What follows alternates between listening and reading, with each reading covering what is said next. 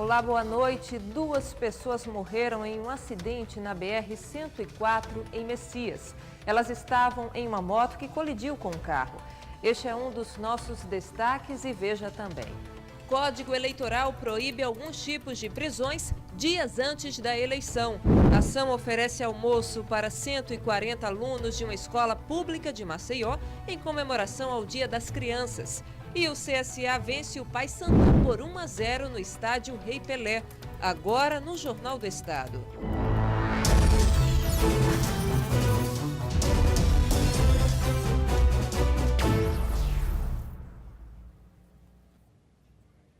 Um acidente envolvendo uma moto e um carro deixou 2 pessoas mortas em um trecho da BR-104 no município de Messias.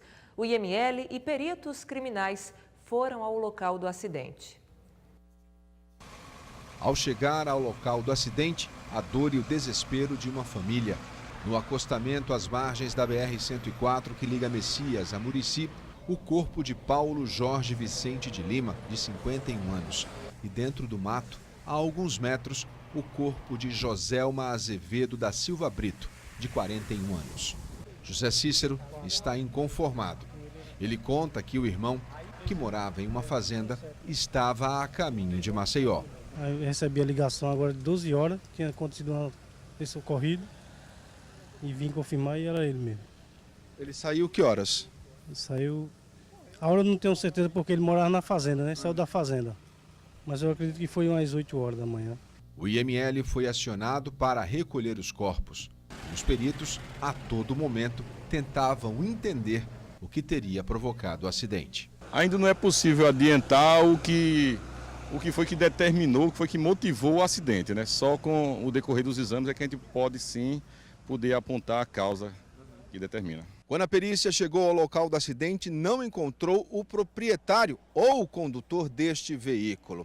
A perícia ainda acredita que existe um terceiro veículo envolvido por conta desta marca azul no para-choque do carro. Pode ter um outro veículo envolvido? Pode sim haver, né? A gente ainda vai aprofundar essa investigação e essa averiguação.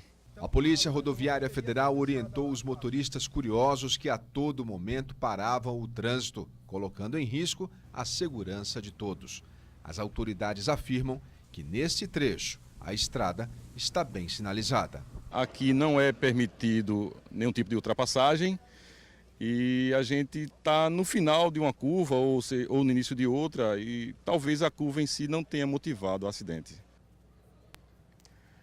Os casos de morte provocados por atos de justiçamento vêm crescendo aqui em Alagoas. De acordo com o levantamento da Comissão de Direitos Humanos da Ordem dos Advogados do Brasil, em 2017 foram registradas 15 mortes e este ano já são 9 mortes. 25 de setembro, um suspeito de cometer assaltos foi capturado e linchado pela população. As imagens são fortes. O suspeito, identificado como Wellington Rocha, tenta se levantar após ter sido apedrejado. O caso ocorreu no bairro do Clima Bom, que em 2 dias registrou uma nova ocorrência de justiçamento. Outro suspeito de cometer assaltos na região também foi apedrejado. Ele não resistiu e morreu. Para o sociólogo Jorge Vieira, a modernidade propôs um formato de sociedade que entrou em crise e busca cada vez mais fazer justiça com as próprias mãos. Quando as pessoas efetivamente se deparam com essas instituições que não respondem mais e de forma imediata às suas expectativas, qual é a reação?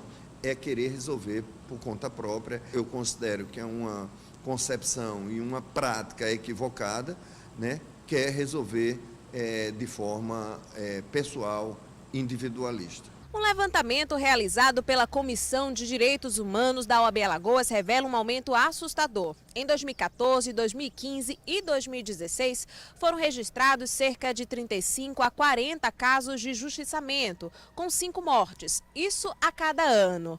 Em 2017, o número pulou para 81 casos, com 15 mortes.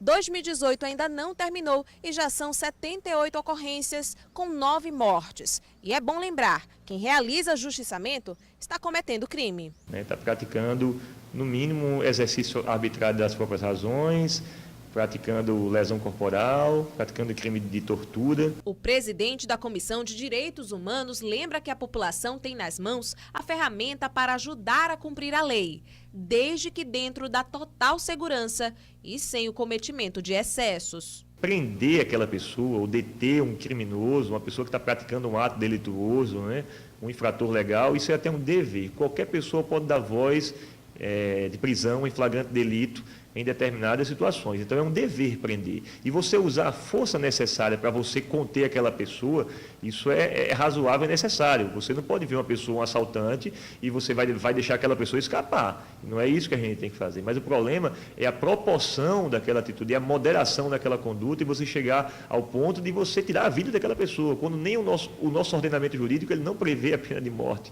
Dentro do cenário atual, onde a percepção do que é certo passa a ser ignorada diante da sede de justiça a qualquer preço, qual o caminho para visualizar uma mudança no futuro? O caminho mais seguro que nós podemos trilhar é construir a capacidade de diálogo, a capacidade de respeitar o outro.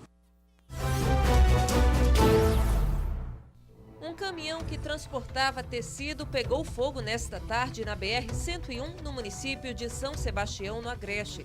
Apesar do veículo ter sido tomado pelas chamas, ninguém se feriu. Uma viatura do Corpo de Bombeiros foi encaminhada ao local. O vereador por São José da Tapera, Flávio Vieira Santos, de 38 anos, foi preso em flagrante na cidade portando uma arma de fogo. O vereador foi conduzido ao Centro Integrado de Segurança Pública, o CISP do município, onde prestou depoimento e foi autuado. Um vazamento de gás de cozinha causou uma explosão em um imóvel na cidade de Olho d'Água Grande, no Agreste Alagoano. 3 pessoas da mesma família ficaram feridas. Fabrício Barbosa dos Santos e Eduardo Silva dos Santos foram presos em flagrante no bairro Levada, na zona sul de Maceió. A ação foi coordenada pela Divisão Especial de Investigação e Capturas, a DEIC. Fabrício e Eduardo são suspeitos de tráfico de drogas. Com eles, a polícia apreendeu maconha e crack.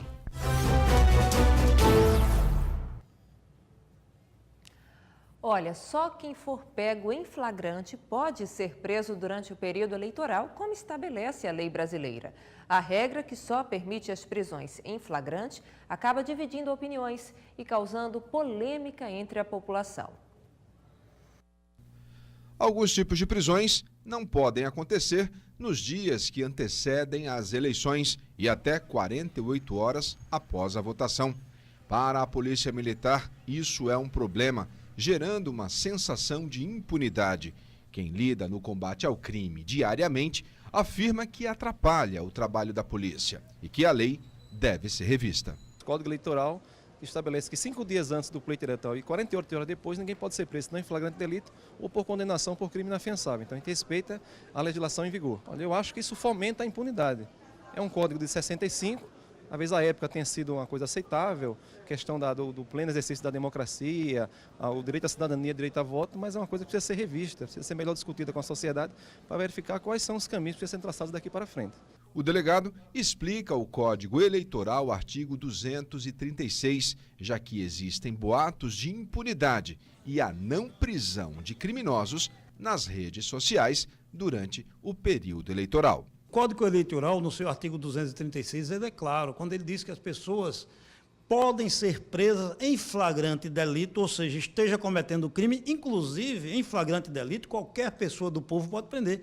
Que isso é o que a lei diz. Nós que somos policiais temos uma obrigação, mas você como cidadão, se ver alguém cometendo crime, pode prender em flagrante e chamar a autoridade, chamar os policiais para conduzir até a delegacia.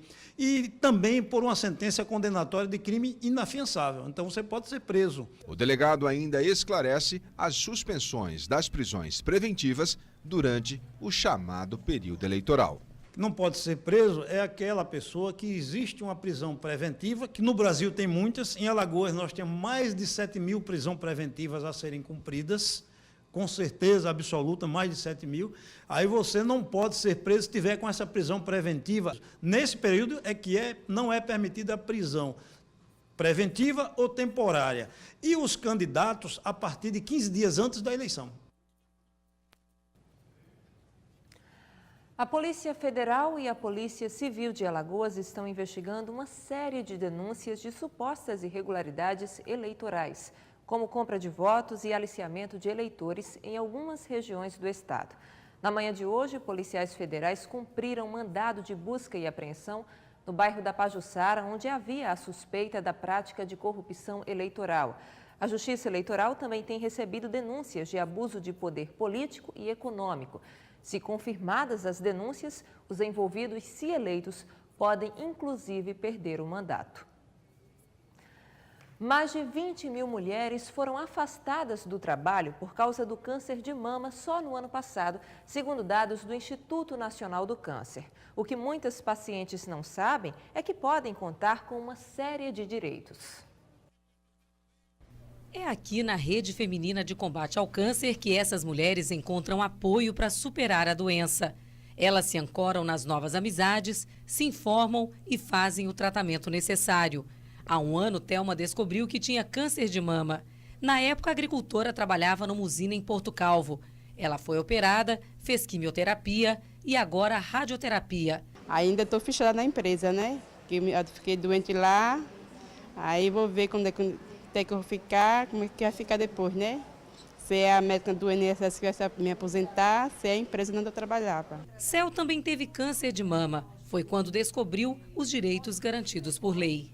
Em primeiro lugar, eu fiz o natural. Eu fui resgatar o meu fundo de garantia, né, e o meu PIS.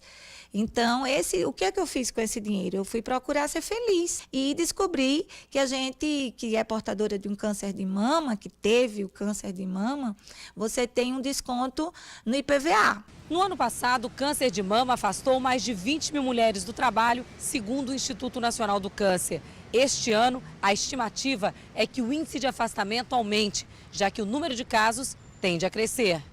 Segundo o INCA, a previsão é que 59.700 novos casos de câncer de mama sejam detectados este ano. A advogada e voluntária da Rede Feminina de Combate ao Câncer de Alagoas lembra outros direitos dos pacientes. Uma vez detectado o câncer, esse paciente tem que iniciar esse tratamento até em 60 dias, que é uma margem de segurança e que o próprio Sistema Único de Saúde já cobre, né? O paciente tem direito ao auxílio-saúde desde que fique comprovado de que ele está incapacitado para o trabalho. Ele deve, então, procurar o INSS nos postos e levar consigo todo o material de exames para que possa ser avaliado e seja aprovado ou não esse auxílio-doença. E veja no próximo bloco, uma ação em comemoração ao Dia das Crianças ofereceu um almoço para alunos de uma escola pública. E ainda, CSA vence o Paysandu no Rei Pelé. É já já.